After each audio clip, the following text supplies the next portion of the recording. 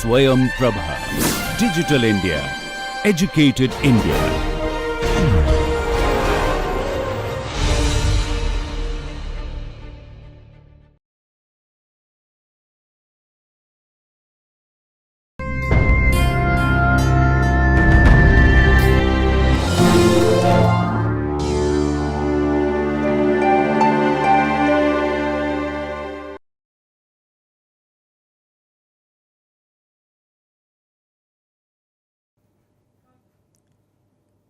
Well, hello again, everyone.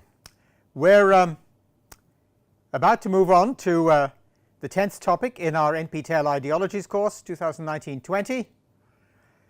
And we're going to look at the topic of technocracy and managerialism. We'll start with the subheadings for the two subtopics, that is technocracy and managerialism, and we'll go on into the substance of them starting today. It'll probably take us about 3 lectures, and then we'll do a worked example.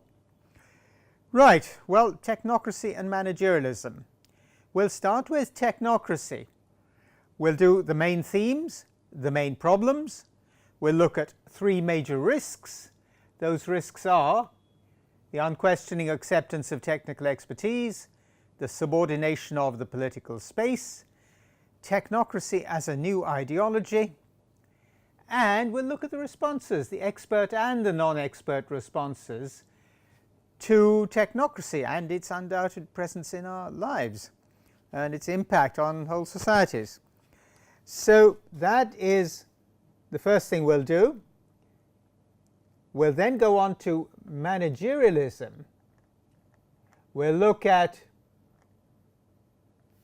its main characteristics.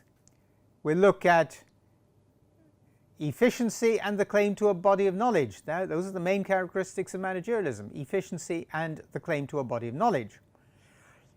It does have its problems, as we shall see. What are these? They're conceptual in the form of targets and neutral observations and descriptions. So targets are an important feature of managerialism and cause it a problem. Neutral observations and descriptions are also a problem, but they're part of managerialism. We'll look at empirical examples of all of these problems to show you how they occur in practice and can be very serious indeed, and we'll reach a conclusion on managerialism.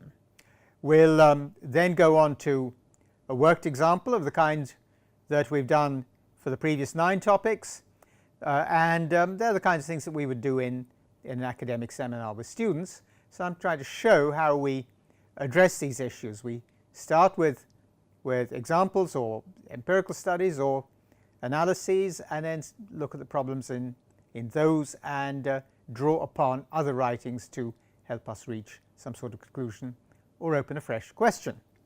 So we're going to start with technocracy and its major risks. We'll do its major risks and its problems. So here we are.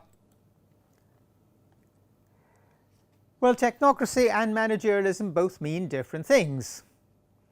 Technocracy means rule by the experts. The Greek word techne means a craft or an art, and there are many examples of technocratic ideologies, even in ancient writings. The Athenian philosopher Plato, who we think lived from 429 to 340 BCE, advocated a form of technocracy. What did he mean by that?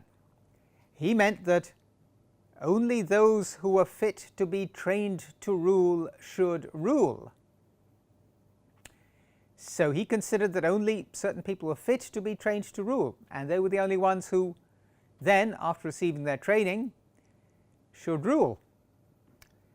Today, the word technocracy more commonly refers to or connotes rule by those with technical or professional qualifications, such as scientists or engineers. It could perhaps include doctors or other people with technical or professional qualifications. The term technocracy itself was coined by an American engineer, William Smith, in 1919. We should also see, however, we'll see this, that people with genuine technical expertise often import their own moral and other presuppositions and assumptions into their work. And they often do that without realizing that they're doing so. We'll examine technocracy first, but before that we'll look at what managerialism might mean. It is much more recent than technocracy, but it has been called a fully fledged ideology. I draw here from Enterman, writing in 1993, and there may well be earlier references to managerialism as an ideology. It is certainly a fully fledged ideology. In its widest form, managerialism's main principle in its widest form is that a training in management enables anyone to manage anything without any substantive knowledge of the activity they're managing. That is, they can be trained to manage without being a practitioner of the activity they're managing. Managerialist doctrines make significant claims to generalizability and to predictive authority, and managerialism raises serious questions in philosophy and political theory. Well, let's start with technocracy. The idea of technocracy has a very long history. Plato, as we've seen, well, he proposed a special form of education for philosopher rulers, whom he called guardians with a capital G. Those considered fit to become guardians would have a specially designed education, and that would be followed by 15 years' experience working in institutions of state before they could start to take more powerful positions. The other classes were divided by Plato into two more in rank order, and they would be subordinate to the guardians and would work under their direction. Needless to say, Plato's work has had an enormous amount of attention, and in fact the state that he advocated never seems to have come into being. He was writing, as I've probably said before, in very great distress and anger over the fact that the Athenian state had put Socrates to death, and Plato's criticisms were of what he considered democracy today and what we would today call Athenian democracy. Well, Plato was very clear that people needed to be trained to rule. They'd have a particular type of education designed for that. They then have to do 15 years in institutions of state before they could start to take more powerful positions. So technocracy has a very long history. The idea of it has certainly been with us for, well, 2,000 years and more. Well, what about the main themes? Plato likened the guardians to ship's captains, and with their training in navigation and ship handling, as well as their knowledge of the winds and tides and seasons, they're experts in commanding their crews and sailing their various routes. That's Plato's own analogy. It's a famous one. This is potentially an attractive idea, and there's no doubt that we have relied on experts of one kind or another since ancient times. For example, I mean, we rely on doctors, navigators, builders and architects, scientists of all kinds, engineers, farmers, and of course tradespeople such as plumbers and electricians. We might, I should add, well not be able to survive in our current societies in today's societies, without plumbers, electricians and mechanics. Now, one result of the existence of technical expertise is the question of the relation between the technical expert and the wider polity, the wider society, the wider political system. Technical experts are, of course, members of the wider polity. That's stating the obvious in a sense, but the relationship between them in the light of their technical expertise is a very difficult one to characterize. The idea of technocracy has been part of, for example, optimistic and even utopian visions of society, though for several decades now it has often been seen as a form of political pathology, or as the informing principle in dystopic accounts of society, including powerful novels and films. Well, very few societies, if any, have been totally technocratic. Well, there have been novels like Yevgeny Zamyatin's We, published in 1924, which have characterized dystopic and tightly controlled societies which are run by technocrats and ideologues.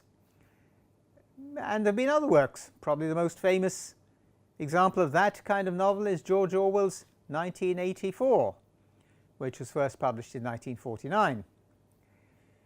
Technical experts nevertheless have had a colossal impact, for example, in the framing of nuclear policy, agricultural policy, and many other areas of great public importance. By the way, the impact and at times near control that technical experts have had on things like nuclear policy and agricultural policy have been documented by some very serious research work. Well, in fact, there's nothing new about the idea that technical knowledge, usually involving the use of machines, can be used to create a new society in which technical education and the use of machines would enable us to have far greater amounts of leisure time. This is often put forward. Philosophers such as Tommaso Campanella and Francis Bacon raised such possibilities in the 17th century. And more recently, well, among those who developed or maintained such themes were Jean-Jacques Rousseau and Henri de Saint-Simon in the 18th century. Saint-Simon in particular proposed that an elite class made up of scientists, engineers, industrialists and planners would provide technical knowledge which would enable us to solve social problems and thereby create a rational order. I draw those arguments, those comments from Gunnell, who published a paper in 1982 on technocracy. Well, there are other examples of technocracy and of technocracy in practice. For example, in the decade or so after the war, President Franklin Delano Roosevelt, no, I'm sure it's a decade or so before the war, was very keen on the idea that technical knowledge and technical expertise be put towards creating a better society. We won't go into the issues of technocracy, democracy, and technical authority around the creation of the Tennessee Valley Authority around that time, and if I'm not mistaken, after the war. But that matter has had considerable attention and considerable interest from scholars of technocracy. Ultimately it failed, but seems to have failed because the schemes devised for it seem not to be suitable for local conditions and local issues. This also has been documented as happening in the Soviet Union, where major agricultural schemes initially succeeded but then failed because they could not accommodate local questions of climate, soil, and even other technical issues. Climate, soil, local weather, variations in weather, water supply and so on do raise technical issues, but these technocratically designed schemes did not seem to be able to accommodate these. We don't need to go into detail over those here. The details are publicly available elsewhere. What are the problems in the idea of technocracy? If we take technocracy as an informing principle, an ideological principle of society, what are the problems we're likely to encounter? There are several. The first is that of whether political and social issues are problems of the same kind as technical problems.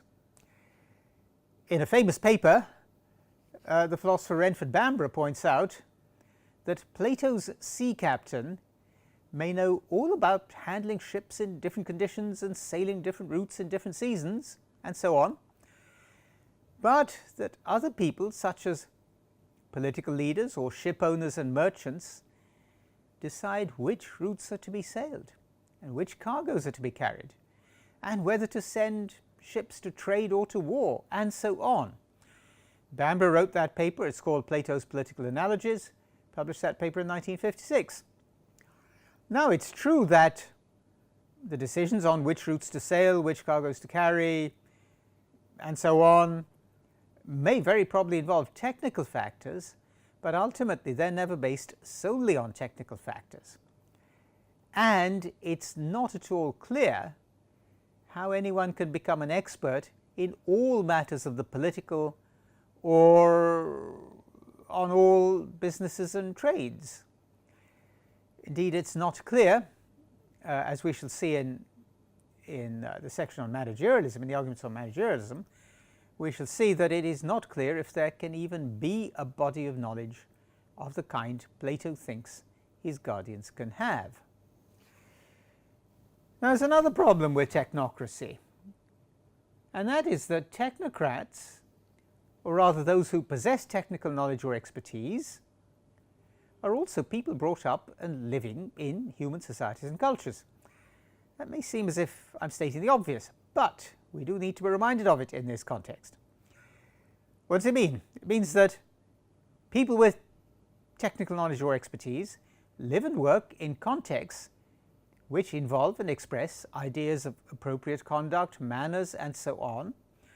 And they also have careers to make and advance and often protect in face of technical and organizational political issues of which they might not approve or which might threaten their positions. One result is that technocrats often, and sometimes deliberately, make decisions which are already permeated. They make technical decisions which are already permeated by political and moral factors. Many even carry out much of their professional work in ways which are heavily influenced by such factors, and they may not even realize the ways these factors shape their decisions. Experts themselves do not operate in what has been called a social vacuum. I've drawn that term from the work of Abraham and Shepard on technocracy, published in 1997, and from Centeno, published in 1993. But, of course, the matter of the moral and political and cultural context in which possessors of technical knowledge or expertise live and work can only be examined in respect of particular examples or case studies, even though wider questions do arise from the case studies. And there is a good deal of published material on this. We might have the chance to look at an example or two as we proceed. Now, there are three major risks of technocracy. We need not be at all surprised that technical experts have often had very great influence on major policies and decisions. The relation between the technical expert and the rest of the body politic, including citizens, elected representatives, and public servants, is never going to be easy. But unless we as citizens engage seriously with the experts, we run, and our entire societies run, at least three major risks. The first risk is the unquestioning acceptance of technical expertise. This is the risk that we rely unquestioningly on those who possess technical authority. We could make enormous mistakes by doing so. Indeed, political power often seems to gravitate towards technological elites. I draw that from Gunnell's paper, 1982. Now, this tendency to gravitate towards technical elites seems to hold even when the concept of technical expertise is itself expanded. That is, expanded to include those in higher managerial positions who may not themselves be qualified in the particular sciences or applied sciences that we're dealing with. For example, Indian public enterprise managers have been described as being solely interested in whether the economy could be run in, I quote, an efficient, disciplined and rational manner, and as making no normative comments whatever about ideologies such as socialism or capitalism. That's drawn from Waterbury's work, 1992, cited in Centino, whom I mentioned earlier. Centino, of course, published in 1993. Now, the risk of the technocratic approach over the matter of accepting technical authority is that the major risk here is that technical experts come to dominate our public institutions and political processes. At worst, their expertise would be inaccessible to the public, and it would be put beyond accountability to us. We might well be excluded, furthermore, from holding the experts to account even for their grossest and deadliest errors. There are examples of those. We might have the chance to look at one or two as we proceed. Well, the third major risk of technocracy is the subordination of the political space. And, well, I beg your pardon, I should say the second risk, the subordination of the political space. So this second risk is that the technology, or rather the technological expert, becomes in effect autonomous, and the political space therefore becomes structurally subordinate to decisive factors and forces over which the public and public institutions and representatives have no control. That would, of course, by political space, I also include society and culture themselves.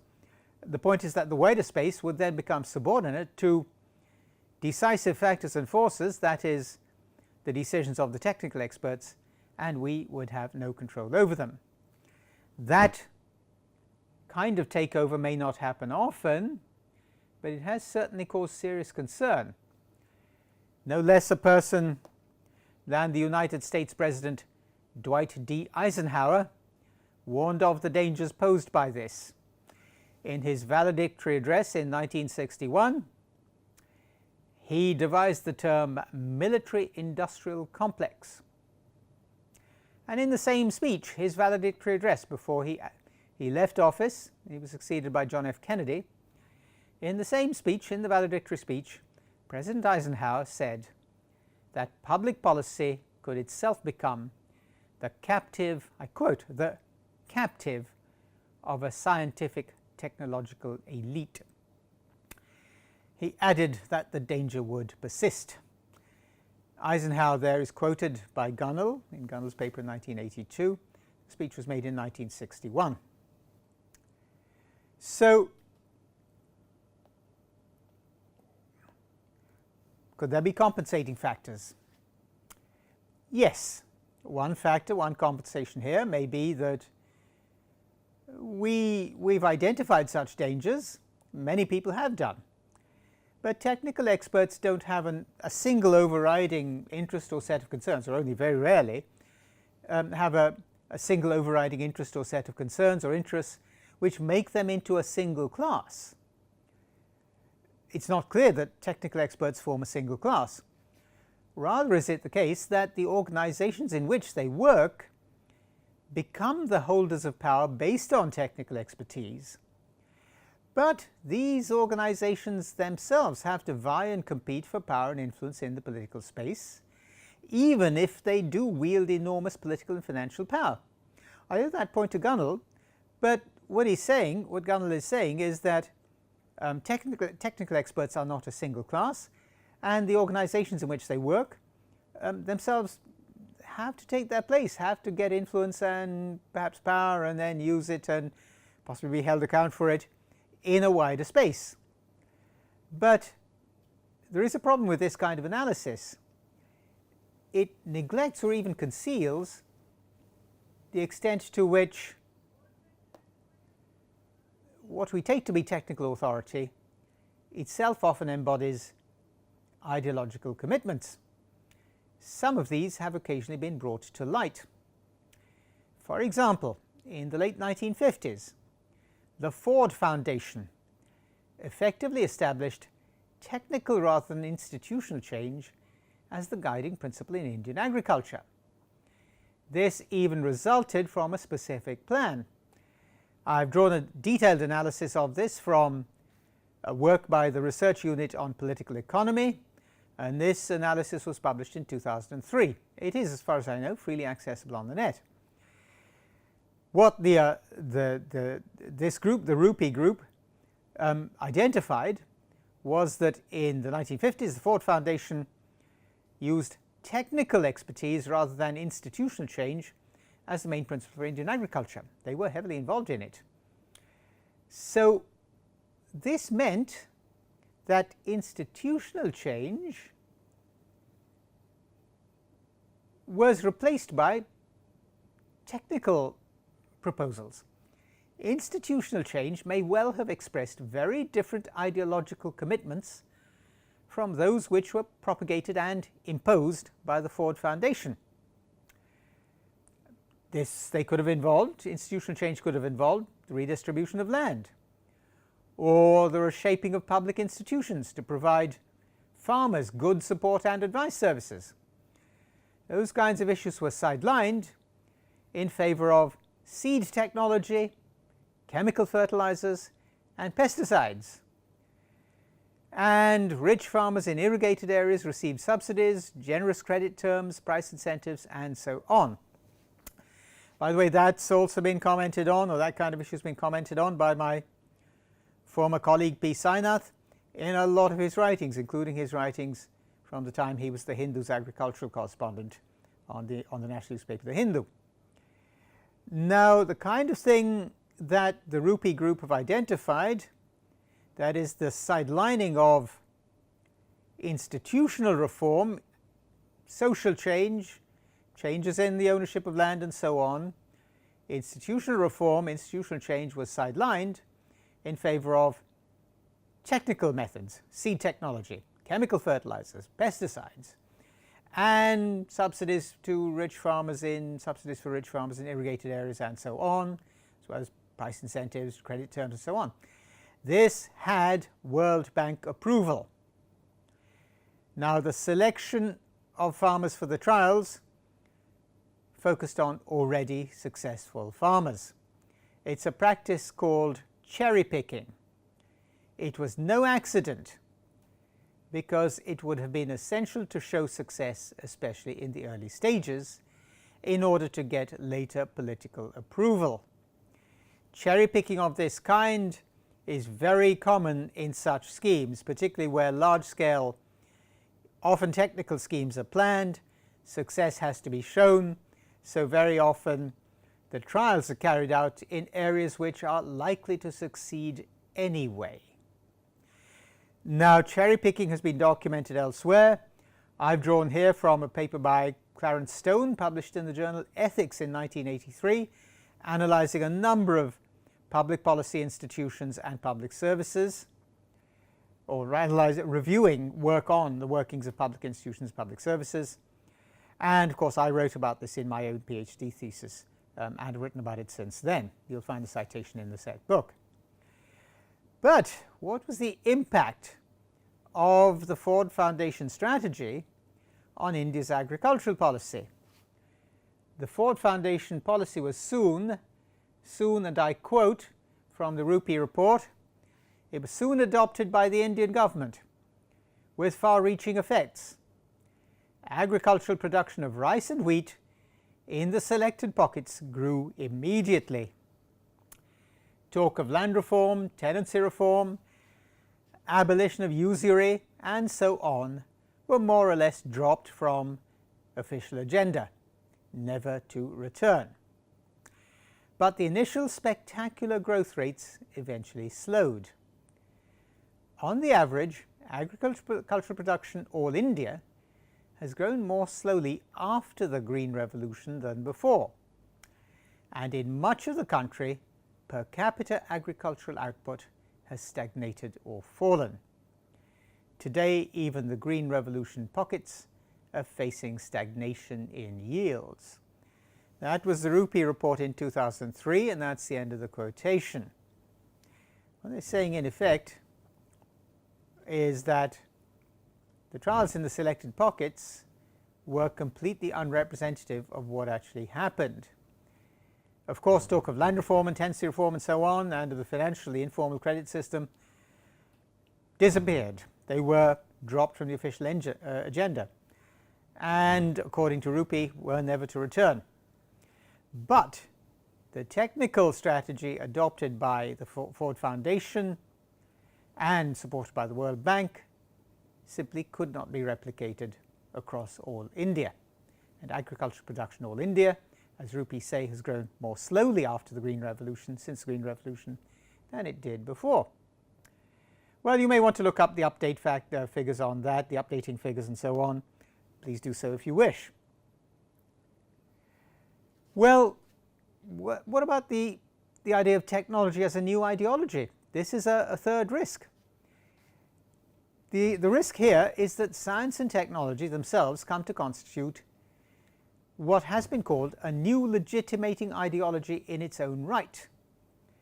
This then conceals or masks certain forms of social domination. At worst, technique takes over humanity itself. Now, that sense of the spread and power of technology as a pervasive ideology, and that is an ideology which does not just permeate our thinking but comes to constitute our entire sensibility, that sense of the spread and power of technology as becoming the form of our entire sensibility has been articulated in great detail, often by famous philosophers of recent or relatively recent times. Among the most notable analyses and critiques of this process and this danger have been the members of the Frankfurt School, such as Max Horkheimer, Herbert Marcuse, and Jürgen Habermas. And Habermas is still writing. We need not go into detail over what it amounts to, an enormous, really enormous body of work, but one of the most accessible and well-known arguments for this position is Herbert Marcuse's book, One-Dimensional Man, quite a short book, which was first published in 1964. It became one of the guiding and even inspirational texts for the student movements of the late 1960s. Well, Marcuse's point there was that one of his arguments there was that language itself is reshaped under the imperatives of technique, technical authority, and he's also very clear about this, capitalist production. Our entire conceptions of language are reshaped to the point where we may be unable to imagine anything else. So what Marcuse is identifying, pointing out, is the risks, one of the risks of taking technical expertise for granted, taking it as completely authoritative, and failing to see that it is itself politically and morally, ethically located and expresses political and moral assumptions and social assumptions in its own way. Now, the philosophic issues arising here are certainly important. We don't need to go into them in great detail, and it's important not to take the applied sciences as forming a single body of knowledge or as taking a single type of approach. And so it's best if we analyze technocracy in the light of particular examples. Secondly, some ideologies not only provide more space, much more space for the idea of technical expertise as a political factor, but they also create the idea of politics itself as a form of technical activity. The ideology which does this to the greatest extent is liberalism. A good example of that is provided by the framers of the US Constitution. They were almost textbook examples of ideological liberals. They even seem to have seen the creation of their new republican state as a technical task. The main point of the task was to create institutions and procedures for the limitation, regulation, and possible reconciliation of competing or otherwise incompatible interests, and nothing else. Nothing else. This outlook takes the constitutional structure to be separate from the rest of society. But as a result, it takes for granted the validity of the competing claims which it has to regulate or reconcile, and it offers no conceptual resources for us to examine the concepts which those claims embody or express. We've seen these problems in respect of liberalism earlier, but in respect of technocracy, it's Gunnell's paper, 1982, which brings these issues to light, that even the framers of the United States Constitution seem to conceive their task as a technical task, and Gunnell brings to light some of the consequences, some of the implications. This has further results in respect of technocracy, further and very significant results. One of the key issues that arises in the relation between technocratic specialists and those in the wider polity is this: it's the struggle over the very methods by which we determine the validity of the questions and the answers in the exchange between technocrats and those in the wider polity. This is a point made by Centeno in his paper in 1993. The point is this: we must also remember here that the technocrats, or those who claim technical expertise, may not be confined to the sciences or applied sciences.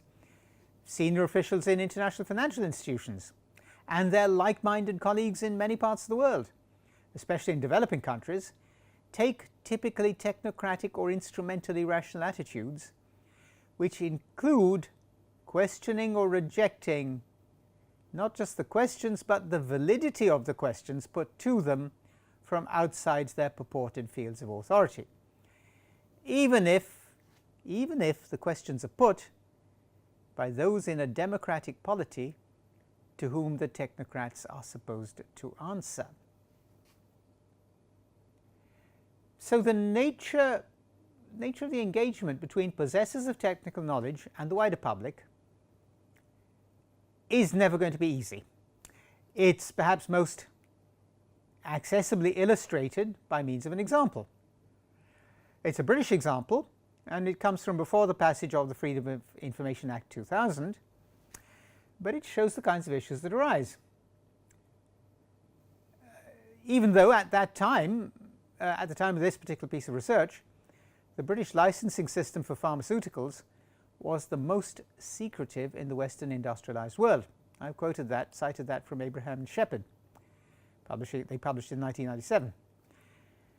Now the researchers here, this was before the British Freedom of Information Act 2000, the researchers conducted semi-structured interviews with 17 members, one was not a scientist, 17 members or former members of the Medicines Commission. Now under the Medicines Act 1968, the Medicines Commission had the task of evaluating all applications for the licensing of new drugs. The 17 interviewees made up 1/5 of all who were serving on the commission or who had served on it in the previous 10 years. The researchers also interviewed a range of patients and a selection of nursing staff. Well, what were the expert responses?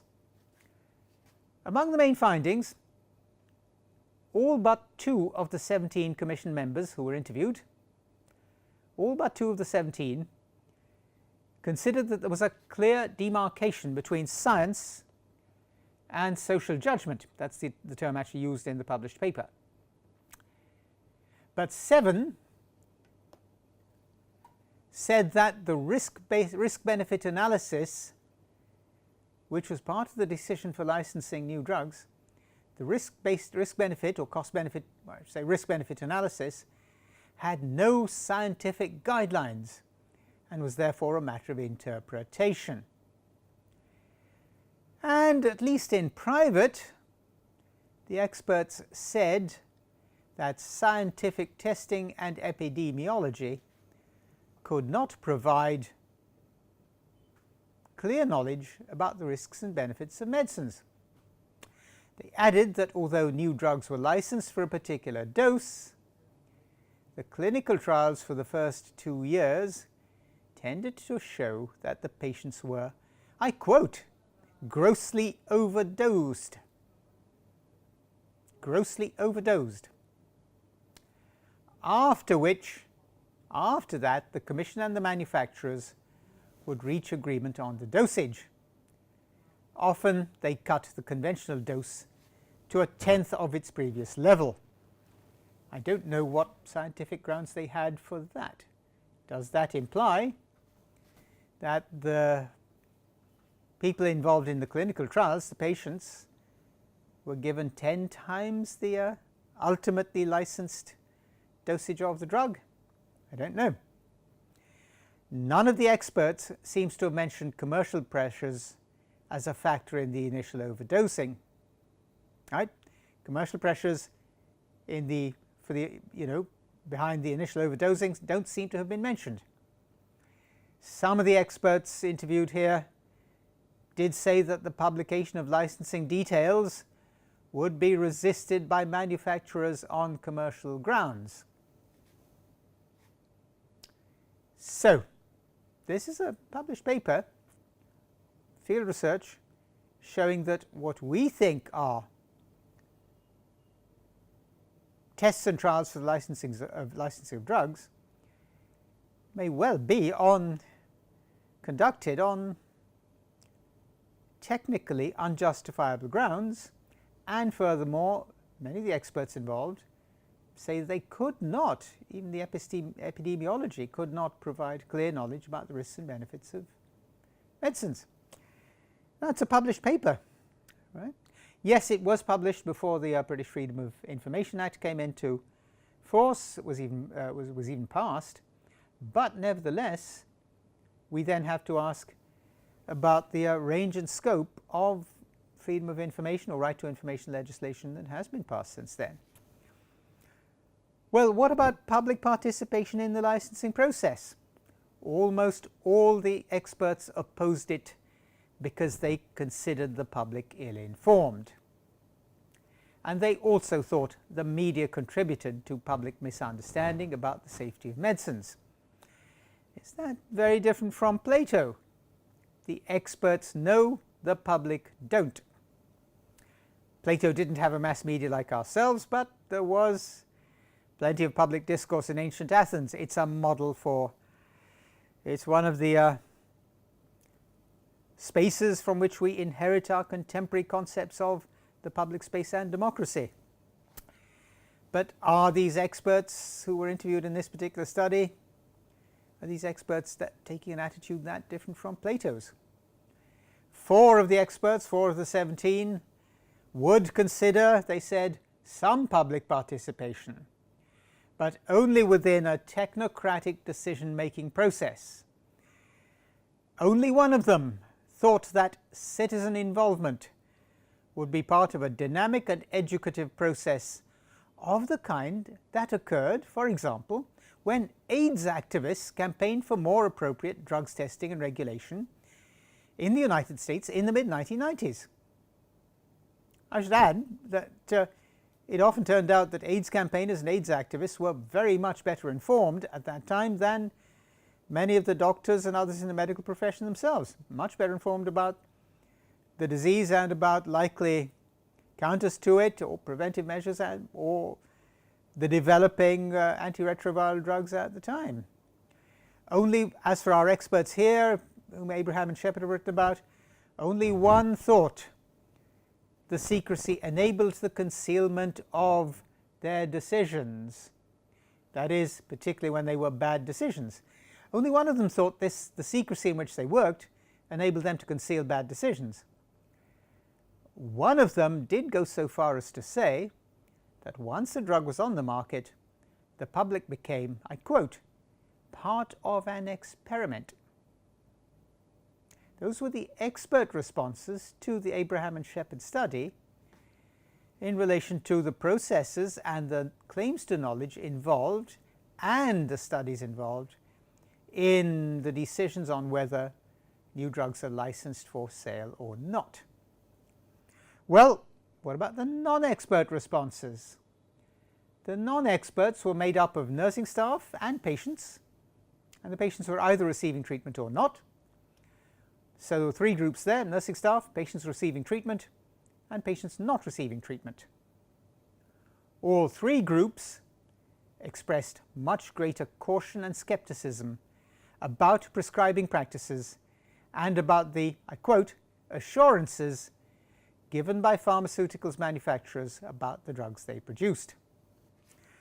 It's just as important that the patients groups emerged as being nothing like passive consumers of the drugs they were prescribed.